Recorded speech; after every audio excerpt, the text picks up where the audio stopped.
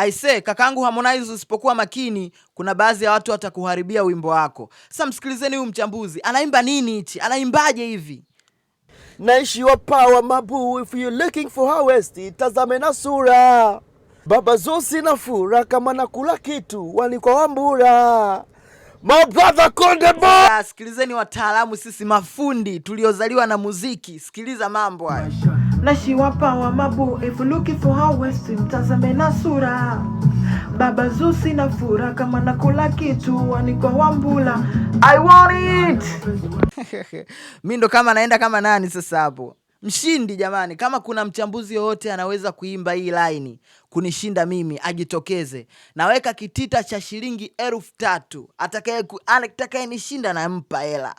Afu tuone nani wa kunikalisha. Mimi ndo naitwa Bounce. I go by the name Bounce.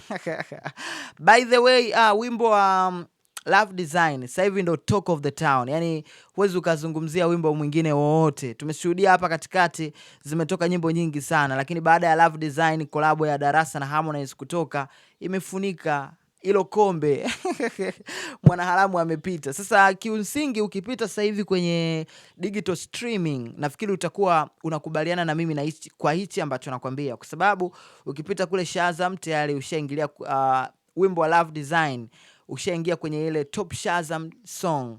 Lakini pia ukipita pale Boomplay top searched songs pia imeingia. Ukienda YouTube inashikilia nafasi za juu kwenye trending for music.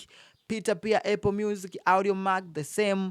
Hii inadhihirisha ni namna gani collab imekuwa kubwa, imebust na watu wameappreciate kile ambacho kimefanyika huko ndani. One of the biggest collaboration, my brother. I don't lie.